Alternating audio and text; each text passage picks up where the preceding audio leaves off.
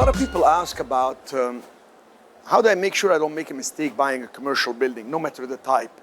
I want you to remember the FACTS system: find, analyze, control, time, and strategize. FACTS. If you find a good deal, you don't want to make a mistake by thinking it's a good deal because the seller is desperate. That doesn't mean anything, seller is desperate or not desperate. A good deal has to do with two things: either below comparable sales in the area per square foot or per replacement cost, or it actually has a better potential and a huge upside that nobody wants to deal with, or nobody sees or wants to deal with or do.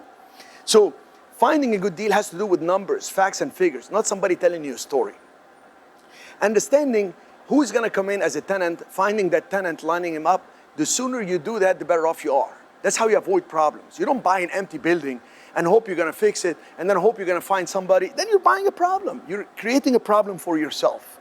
How about buying knowing what the solution is gonna be? Analyze the numbers. What's the property bringing today versus what's gonna bring later? Not what the broker is telling me or the seller is telling me. I wanna know, is it realistic? Is it realistic based on analyzing not just the numbers of the property, but what the market will provide me? That's huge. So find, analyze, we talked about these. Control the deal. Make sure you're getting what you want. Give him something, get something. And make sure you put it in writing. And once you have a deal in writing, buy some time. That's why I like to get an option to purchase the property. Why? Because it buys me some time. And then you want to line up the best financing possible. You make a lot of money from the financing difference. You want the actual interest rate to be 2 to 3 percentage points less than the capital return rate. You want the property to be making, let's say, 7%, but your interest payment is 4%. That spread makes you make money on bank's money. So understanding that makes you avoid problems. And then finally, strategize. What's the highest and best use? Who's gonna manage the process? Am I rehabbing it? Who's gonna do it? Am I managing it? Who's gonna do it? Am I gonna take it to its highest and best use? What are the pieces that have to be put together?